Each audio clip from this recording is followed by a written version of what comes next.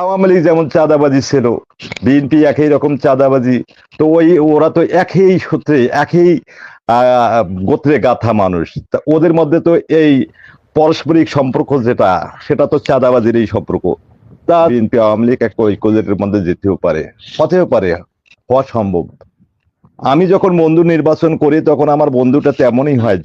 আমি আওয়ামী লীগ বিএনপির সাথে ঐক্য হতে পারে, কেননা এটা মাঝে মধ্যে জনগণের মধ্যে এটা একটা সন্দেহ জাগে। সন্দেহ কিরকম, যেমন বিএনপি যেভাবে ঢালাও ভাবে নির্বাচন চাচ্ছে, একেবারে কিছু একটা স্ট্যাটাস দেখলাম, ইয়ার ইশরাক হোসেনের দেখলাম যে জোর করে আদায় করে নির্বাচন আদায় করবে এবছরের মধ্যে নির্বাচন না হলে। এটা মানুষের মোটামুটি কিছু কিছু লোকের সন্দেহ। সকল সম্মানিত আলোচকবৃন্দকে আমার পক্ষ থেকে সালাম, আসসালামু আলাইকুম ওয়া রাহমাতুল্লাহি ওয়া বারাকাতুহু। মনির এনামুল হক মনির ভাই, আপনি চাঁদাবাজির বিষয়টা নিয়ে আসছেন, সেটা নিয়ে আমি একটু বলতে চাই। এনামুল হক মনির ভাই, এখানে রবি ভাই আছেন, একটা রবি ভাইয়ের মতো লোকেরা কি চাঁদাবাজি করে? বিএনপি তে যারা আছে, রবি ভাইয়ের বিগত দিনে এখনো পর্যন্ত তারা দলকে ভালোবেসে দলের সাথে ছিল, দল আন্দোলন করতেছে, এখনো দলের চাঁদাবাজি যাই কিছু হচ্ছে। এই যে দলকে যারা ভালোবাসে, দলকে যারা এখনো মনে প্রাণে বিশ্বাস করে, যারা দেশ লালন করে, রবিবার মতো লোক যারা আছে বিএনপিতে, এরা এখনো চাঁদাবাজি করে না। ঠিক আছে, এইসব কারা চাঁদাবাজি করতেছে? তারা দলকে ভালোবাসে না, লালন করে না, যারা ধারণা করে না, তারা চাঁদাবাজি গুলো করতেছে। একদল মুনাফেক আছে তারেক রহমানের পাশে লন্ডনে বসে, ওখান থেকে তারেক রহমান মাথা বিক্রি করে খাইতেছে। আরেক দল মুনাফেক আছে বিএনপির ভিতরে বাংলাদেশে বসে দলের সংগঠনের নাম বিক্রি করে এরা চাঁদাবাজি করতেছে। কিন্তু এই যে মনির ভাই, কত লোক যারা বিএনপির সাথে ছিল, সম্পৃক্ত ছিল বা আন্দোলন সংগ্রামে ছিল, এইসব লোক কোন চাঁদাবাজি নামে না। কিন্তু 5 আগস্টের পরে এটা চাঁদাবাজিটা কিন্তু লেজুর ভিত্তিক হচ্ছে। বর্তমানে এটা আওয়ামী লীগের সাথে লেজুর ভিত্তিক করে চাঁদাবাজি হচ্ছে। এখানে শুধু বিএনপি না, এখানে আওয়ামী লীগ লেজুর ভিত্তিক আছে, লেজুর ভিত্তিক চাঁদাবাজি বর্তমানে হচ্ছে। কিন্তু এখানে যারা প্রত্যেকটা তৃণমূলের যা ওয়ার্ডে আছে বা সম্ভাব্য প্রার্থী আছে, তারা কিন্তু তাদের নলেজের বিষয়গুলো আছে, কিন্তু তারা এগুলো প্রতিহত করতেছে না। তাদের একটা কারণ আছে, তাদের ভোটের মার্কেট নষ্ট হইতে পারে বা অন্য কিছু সমস্যা হইতে পারে, এইগুলো দিক থেকে তারা প্রশ্নটা বলেন ভাই, প্রশ্নটা বলেন, যদিও সময় সুযোগ দিতে পারবো না। না, ঠিক আছে, এটা আমার বলার উচিত, বলার ছিল, এটা আমি বললাম। জি, ধন্যবাদ। মনির বলেন। ধন্যবাদ সবাইকে। জি, ধন্যবাদ সবাইকে। আসসালামু আলাইকুম। আমি আফতারি ভাইকে প্রশ্ন করতে চাই যে আপনি কি মনে করেন বাংলাদেশের বর্তমান সময়ে এমন কোন দল আছে যারা সাহসের সাথে ঘোষণা দিবে যে আমার দল সন্ত্রাস চাঁদাবাজি করবে না? যদি কারো বিরুদ্ধে সন্ত্রাস চাঁদাবাজির অভিযোগ পাওয়া হয়, তাহলে তাকে কোনো পদ পদবি দেওয়া হবে না এবং কোনোভাবে নমিনেশন দেওয়া হবে না। এখন অনেকে বলছেন যে ডিসেম্বরের পরে যদি নির্বাচন দেওয়া না হয়, তাহলে ওনারা সরকারের বিরুদ্ধে আন্দোলন করবে। এখন আমার প্রশ্ন, এই আন্দোলনের বিপরীতে যদি জনগণ সরকার রক্ষা আন্দোলন করে, তাহলে আপনি এই সরকারের সমর্থন করবেন কিনা এবং আন্দোলনে অংশগ্রহণ করবেন কিনা? সর্বশেষ প্রশ্ন, প্রবাসীদের বিষয়ে আপনি কথা বলেছেন, এর জন্য আপনাকে ধন্যবাদ। পরবর্তী সময় সরকার অথবা সংস্কার কমিশনের সাথে যখন আলাপ করবেন, তখন প্রবাসীদের সুখ দুঃখ বিষয়ে কোনো আলাপ আলোচনা করবেন কিনা, এটা আপনার কাছে প্রশ্ন। ধন্যবাদ আপনার সবাইকে। জি, ধন্যবাদ। মামুন। সম্মানিত উপস্থিতি, আসসালামু আলাইকুম। আসসালামু আলাইকুম। আজকে একটা কঠিন পরিস্থিতির উপর আমরা দাঁড়িয়ে, আজকে এমন একটা পরিস্থিতির উপর দাঁড়িয়ে পুরা মুসলিম জাতি একটা বিপর্যয়ের দিকে দাঁড়িয়ে আছে। আল্লাহ সুবহান তাআলা আমাদের গাজাবাসীকেও রক্ষা করুন। এই অগ্রযাত্রায় আপনাদের বলতে চাই, আজকে আমরা মনির ভাই তেমন কিছু একটা বলতে চাই না। বাংলাদেশের পরিস্থিতি সিচুয়েশন একটা উল্টো দিকে গেছে। আমরা 5 আগস্টের পর যে একটা স্বাধীনতা সার্বভৌমত্ব নিয়ে বাংলাদেশের মানুষরা কথা বলতে চাইছিলাম, সেটা আর হচ্ছে না। এমনও হতে পারে মনির ভাই, এমনও হতে পারে অল্প সময়ের মধ্যে দেখবেন যে বিএনপি আওয়ামী লীগ একটা ঐক্যের মধ্যে যেতেও পারে, হতেও পারে, হওয়া সম্ভব। আমি যখন বন্ধু নির্বাচন করি তখন আমার বন্ধুটা তেমনই হয়, আমি যেমনটা হয়। বিএনপি আওয়ামী লীগের সাথে ঐক্য জোটে যাবে, এটা আপনার মনে হওয়ার কারণটা? হতেই পারে ভাই।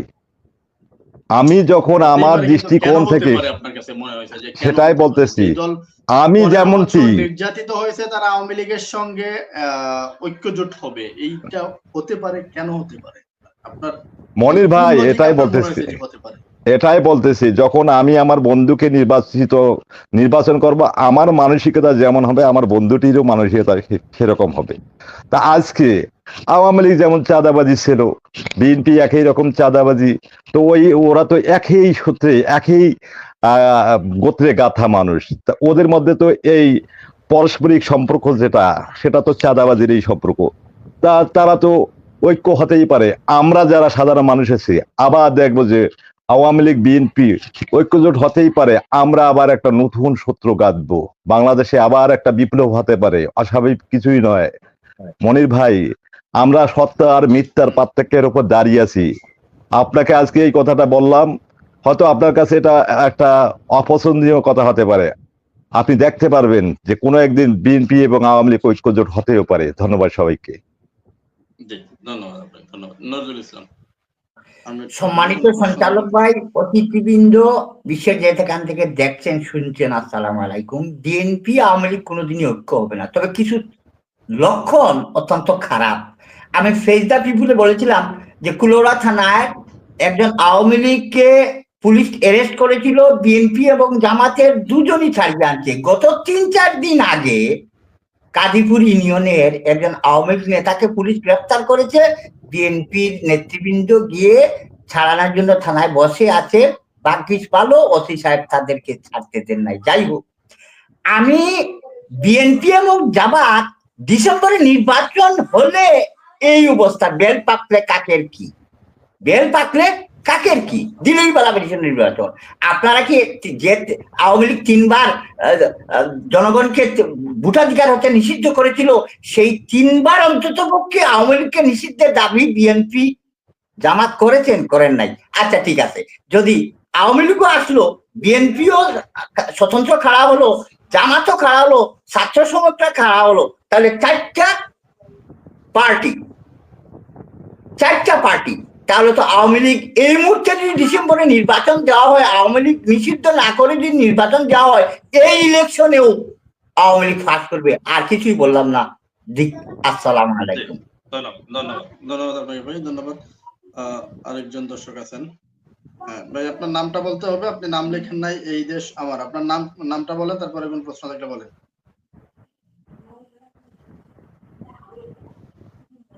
আমার নাম জনি। শুনতে পাচ্ছেন আপনাকে?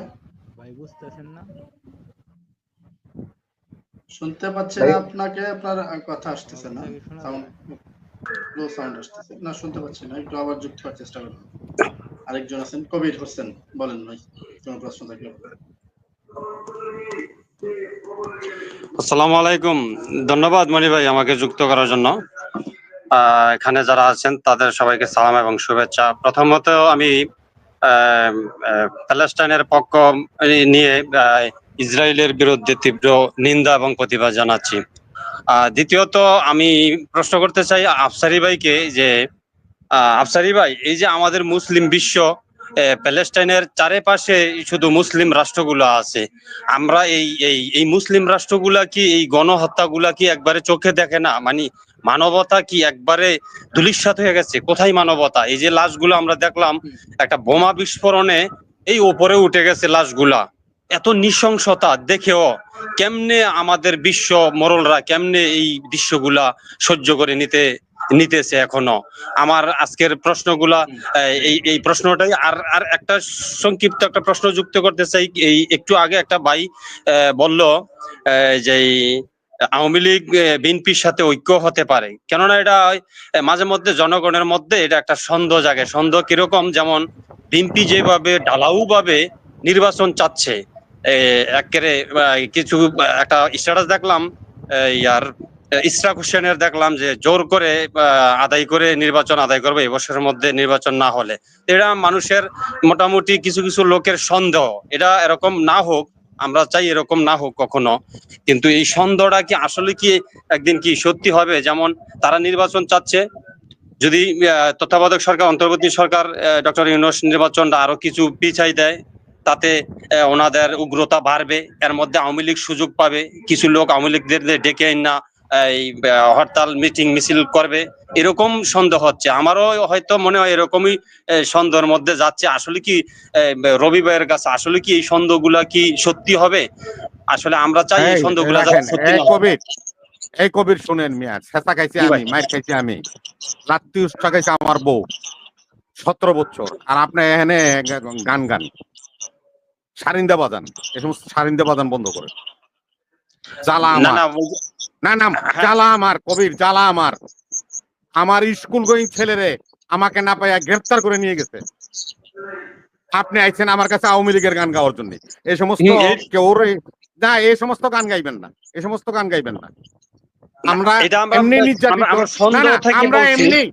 তারে আপনার সন্দেহ নিয়ে আমি চলে রেখি মিয়া। আমি মার খাইছি, আমার পরিবার মার খাইছে, আমার স্ত্রী লাঞ্ছিত হয়েছে, চলে গেছে। আমি তার প্রতিশোধ নিব না। আপনি নেবেন নাকি? আপনি হেনে এসে মন করে একটা কথা কইয়া জনগণের কাছে ছাইড়ে দিয়ে যাবেন গা, এটা আমি মেনে নেব নাকি? একটু ওই যে এক ভাই বললো, মানে এটা সন্দেহজনক ভাবে বললো আর কি। ওই এক ভাইও আমি বলতেছি, ওই এক ভাই হলো আওয়ামী লীগের দালাল, ও নিজে আওয়ামী লীগ করে। আচ্ছা, ধন্যবাদ সবাইকে।